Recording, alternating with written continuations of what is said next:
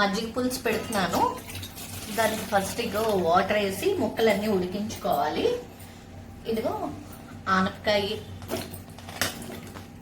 బెండకాయ, పచ్చిమిరపకాయలు, అలాగే క్యారెట్, ఈ టమోటాలని ఇలా మధ్యలో వేద్దాం. ఇప్పుడు వేస్తే మెత్తగా అయిపోతాయి. ఇవి ఉడుకుతూ ఉండాలి.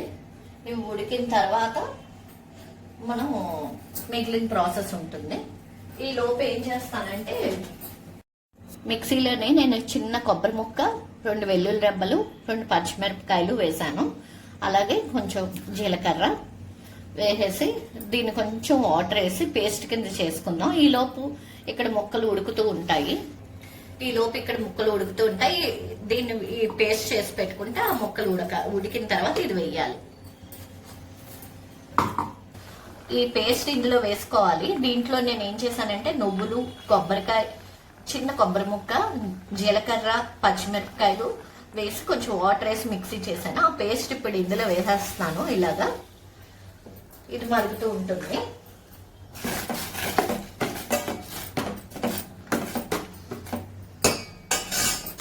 ఇది మరగాలి. పులుసుకు సరిపడా ఉప్పు వేసుకుంటున్నాను.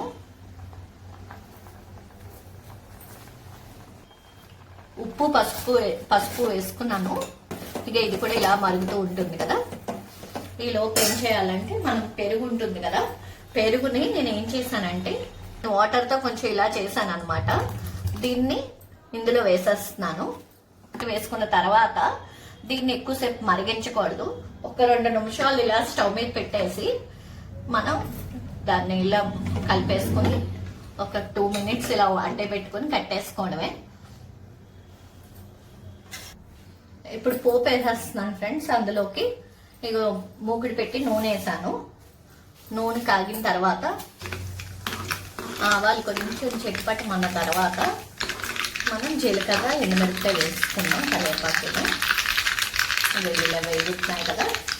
ఇప్పుడు జీలకర్ర, ఎండుమిరపకాయ వేసేస్తున్నాను.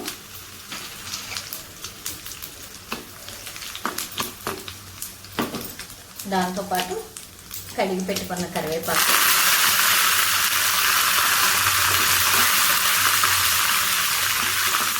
స్టవ్ పోపుని ఇప్పుడు ఇందులో వేసేసుకుంటున్నాను.